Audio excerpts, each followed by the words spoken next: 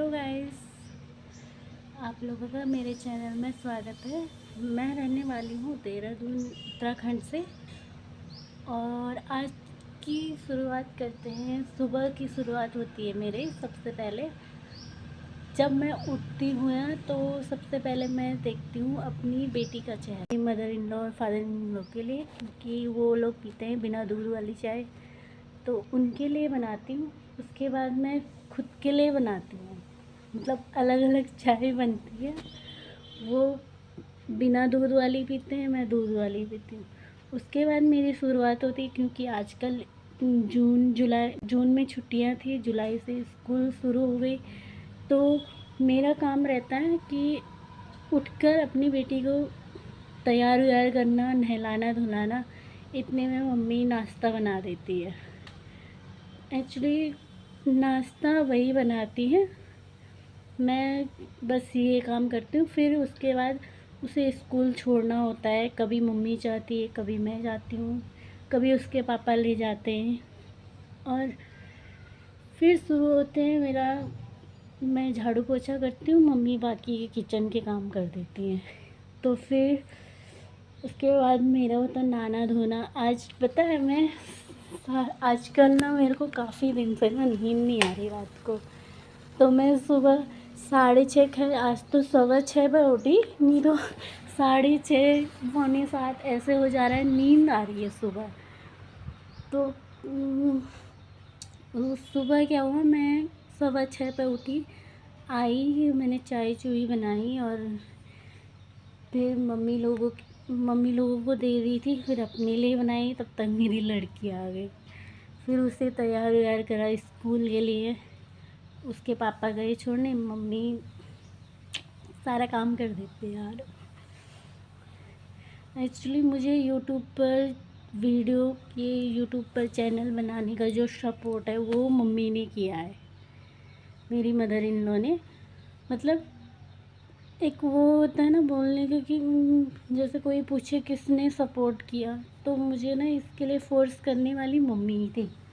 मतलब वो मेरे को बोलती कि तुझे तो बहुत कुछ आता है। वो मेरे को बोलते तुझे तो गढ़वाली गाने आते हैं, कि मैं बोलती थोड़े थोड़े आते हैं। तो वो बोलते तो क्या हुआ है, इतना ही डाल दे यूट्यूब पे, तेरा अपना वो हो जाएगा। फिर उन्हीं के सपोर्ट से मैंने अपना चैनल स्टार्ट किया।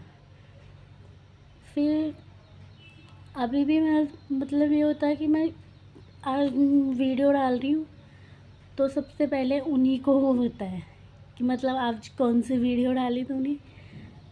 जहाँ तक मैं मानूँ, सबसे पहले शायद वही मेरे वीडियो देखते होंगे। तो अभी वो लोग वे अपनी बेटी को लेने जाना है स्कूल। उसके पापा भी घर पे नहीं है, दादी दादा भी नहीं है, तो मुझे ही जाना पड़ेगा, नहीं तो दादू चले जाते लेने। तो पापा उसके लेने चले जाते। फिर अब होगा खाना बनाना, मम्मी लोग कहीं गए हुए हैं। तो अब मैं जाऊंगी उसे वैदेही को स्कूल से लाने के लिए। एक्चुअली वैदेही मेरी लड़की का नाम है। और फिर होता है कि मतलब कई जगह ये होता है ना कि कोई सपोर्ट करने वाला नहीं, या ऐसा कुछ। मेरे लिए ना मम्मी का हमेशा सपोर्ट रहा, मेरी मदर इन लॉ का। सही में अगर मैं किसी से गुस्सा होती हूँ ना, तो शायद सबसे ज़्यादा उन्हीं से होती है, छोटी छोटी बातों में। फिर अपने आप मान भी जाते हैं। फिर यही है, मतलब कि हम ना आपस में इतना, मुझे मतलब मायके में भी मेरे भाई है, बहन है, मम्मी है। पापा को मैंने कभी देखा नहीं है। मतलब जब मैं हुई थी उसी के कुछ ही टाइम बाद, कुछ ही महीनों या सालों, इतना मुझे ध्यान नहीं है, और उनकी डेथ हो गई थी। तो उनके बारे में कुछ भी नहीं जानती मैं। मुझे एक बार का याद है, जब मैं छोटी थी, तो पहले का ये होता था ना कि फ़ोटोएँ बहुत कम होती थी। तो मैंने भी ना एक बार, पापा की एक ही फ़ोटो थी, तो मम्मी ने ना अपनी वो संदूक होते ना पुराने ज़माने के, उसमें रखा था। तो एक दिन क्या हुआ, अचानक मम्मी पता नहीं क्या ढूंढ रही थी, रहे होंगे ऐसी सिक्स या एट 6-7 में पढ़ रहे होंगे। तो मम्मी ने क्या करा कि संदूक से फ़ोटो निकाली। तो मैंने फ़ोटो देखी तो मैंने एकदम से, मतलब मेरे को पता नहीं था कौन है, तो मैंने एकदम से मम्मी को पूछा, मम्मी माँ ये कौन है? तो माँ ने मुझे बताया। माँ ने थोड़ी देर वो शांत रही, फिर उन्होंने मेरे को बोला कि ये पापा हैं।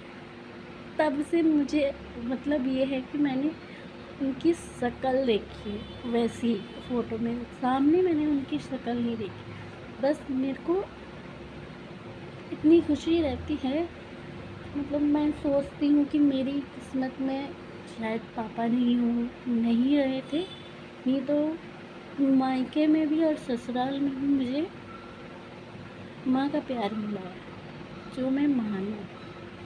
तो ये ना हर किसी को नहीं मिलता। किसी के पास माँ नहीं है, किसी के पास पापा नहीं है, किसी के पास दोनों ही नहीं है, किसी के पास ऐसे होता है कि माँ बाप है, बच्चे ही नहीं है। ये सब होता है ना। तो मतलब जब मैं किसी बच्चे को ना उसके पापा के साथ जाते हुए देखती थी ना बचपन में, तो ऐसा लगता था यार काश मैं भी अपने पापा के साथ रहती, देखा होता, मुझे भी ये होता कि कैसे होते पापा। सच में वो दिन ना पर इतना था कि माँ ने कभी हमें पापा की कमी महसूस नहीं होने दी। उन्होंने सब कुछ करा हमारे लिए। गांव में जो अपनी गाय रहती थी उसका दूध इधर उधर लगा लगा के उन्होंने पढ़ाया। उसके बाद भी उनका ये था, भाई को उन्होंने बीएससी फाइनल करवा रखा है। दीदी की भी सब बीए में उस टाइम पे कर दिया था एडमिशन, और मेरा एडमिशन भी करवा रही थी, लेकिन मेरी 12th पास करती ही मेरी शादी हो गई थी। जिस टाइम मुझे ये मेरे ससुराल वाले देखने आए, तो क्या हुआ उससे पहले ही एक्चुअली मेरे मामा पंडित है, तो उन्होंने मेरे को बोला था बेटा तेरे तो अगले साल बाजे बजने वाले हैं। तो उस वक्त मैंने ना वो सोचा नहीं। तो कहते हैं ना कि जो किस्मत में होता है वही होता है। हम उससे पहले एक रिश्ता आया था, मैंने मतलब सबकी हाँ हो गई थी, फिर मैंने ना कर दिया। तो मामा ने बोला तो कुछ भी कर, होगा तो तेरी यहाँ, अगले साल तो तेरे बाजे ही बजेंगे। मुझे यकीन नहीं हुआ खुद पर कि मतलब मामा ऐसे बोल रहे थे, तो मेरे को लगा ऐसा कुछ नहीं होता यार। फिर शादी हुई, ये लोग देखने आए, मतलब सब कुछ सगाई के 26 नवंबर को मेरी सगाई हुई थी 2018 में, और 2019 में अप्रैल में मेरी शादी हुई थी। और उसके बाद से सच में कहते हैं ना कि शादी के बाद जिम्मेदारी, लेकिन मेरे लिए ये जिम्मेदारियाँ आई, लेकिन मेरे अब देखो लड़ाई झगड़े हर परिवार में होते हैं, मेरे साथ भी ये हुए। ऐसा नहीं है कि हमारे यहाँ नहीं होती, हर कहीं होती है। लेकिन यह है कि मतलब कभी कभी सोचती हूँ ना कि यार शादी लाइफ कैसे हो जाती है। पहले बोलते थे हम कब छूटेंगे हम स्कूल लाइफ से, कब बड़े होंगे इस बचपन से। आज हम बोलते काश उसी बचपन में हम होते। सच में बहुत ही वो होता है दुख।